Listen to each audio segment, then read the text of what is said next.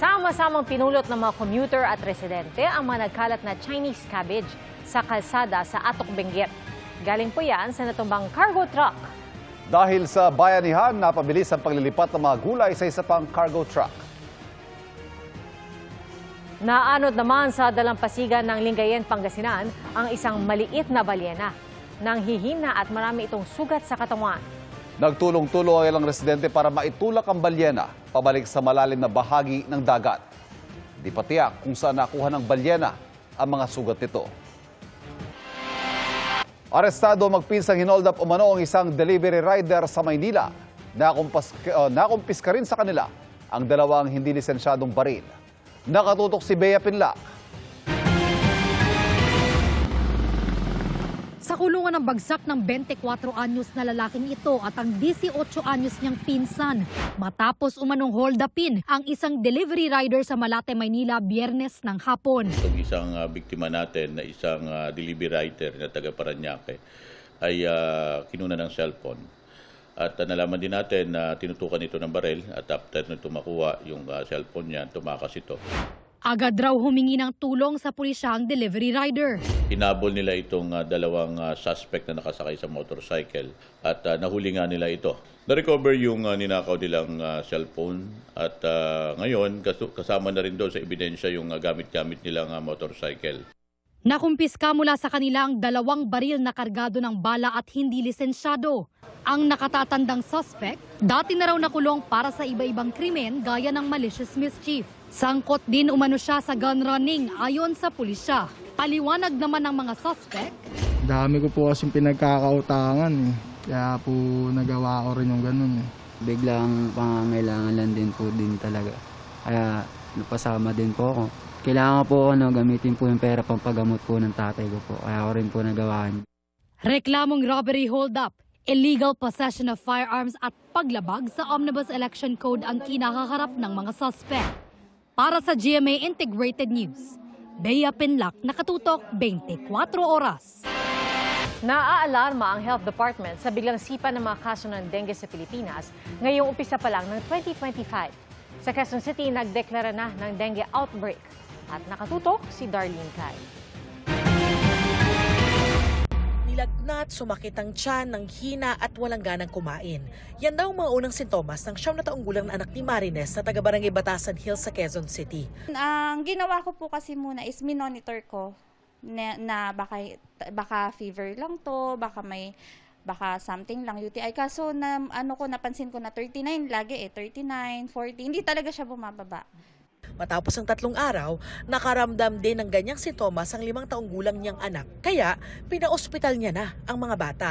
Matapos ang ilang araw, nakarecover sila mula sa sakit na dengue. Nakakatakot kasi katulad nga niya na ang dengue nakakamatay, sobrang nakaka-worry kasi syempre sabay pa silang anak ko, yun yung inaalala ko.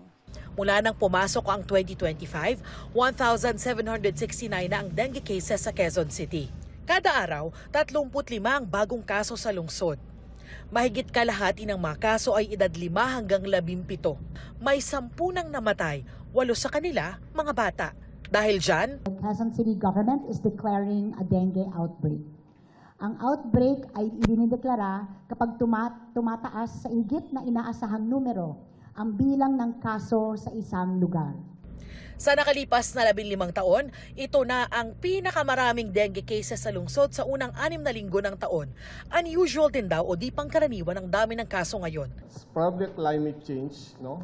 Due to climate change kasi nga hindi natin usually, wala na tayo dapat ulan by this time, no? Pero just the other day, umulan na naman ng malakas, no? Ito napupuno na naman yung mga breeding sites natin. So, yun po yung isa nakikita natin, ano? Sa mga reason why at this time na dapat mababa na ang dengue case natin, below alert threshold na tayo, pero mataas pa rin. Sa datos ng LGU, karaniwan sa mga pasyenteng namatay ay inabot ng 3 araw na may sintomas bago nagpa-ospital sa pag-aakalang normal lang ang lagnat nila. The average time from symptoms onset to death is 5 days. No? Ang bilis. Kita niyo po ba? Nung nagka-symptoms lang siya, kung hindi na check up na maaga, pang 5 araw, kung may danger sign siya, namamatay na po yung bata.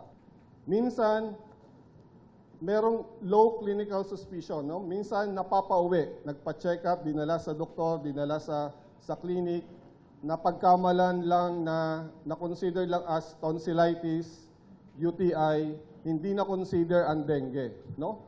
Minsan kasi hindi naman lahat ng nilalagnat ay dengue na kasi. No? So minsan ang nangyayari na hindi na ko consider ang dengue. No? So kaya pinapauwi, pagbalik ng pasyente doon sa doktor, meron ng mga warning signs. Kaya raw mahalaga ang deklarasyon ng outbreak para i-alerto ang mga magulang, paaralan at barangay.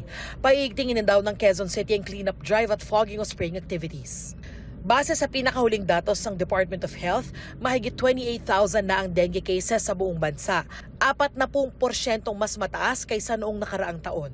Parang napaagay yata dahil usually nagbabalita kami ng wild mga bandang June, July, August pag pumasok na yung ating panahon ng tag-ulan. Kahit ngayong Pebrero pa lang meron tayo nababalitaan na shear line, intertropical convergence zone, easterly. So parang sumabay tayo dun sa pagbago ng panahon. Pinaaalalahanan ng Health Department ng publiko na agad magpakonsulta sa health center o ospital kapag nakaranas ng lagnat, panghina, pananakit ng katawan, pagpapantal at iba pa sa sumusunod na sintomas. Mahalagang maagapan at huwag baliwalain ang mga sakit na ito, lalong-lalo na sa mga bata. Ugaliing magpahid ng insect repellent. Laging linisin ang kapaligiran at siguruhing walang mapamumugaran ng lamok. Para sa GMA Integrated News, Darlene Kai, nakatutok 24 oras. Mga kapuso, 3 weather systems ang nagpapaulan ngayon sa bansa ayon sa Pag-asa. Shear line na nagdadala ngayon ng maulap na panahon na may kasamang pagulan at isolated thunderstorm sa Batanes at Babuyan Islands. Ganyan din ang nararanasan sa malaking bahagi ng Mindanao dahil naman sa Intertropical Convergence Zone o ITCZ.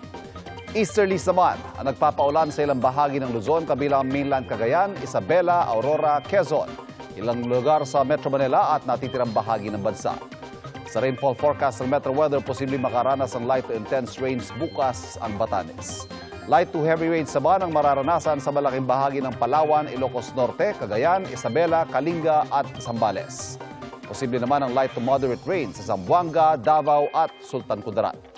Posible ring ulanin ang malaking bahagi ng Metro Manila bukas.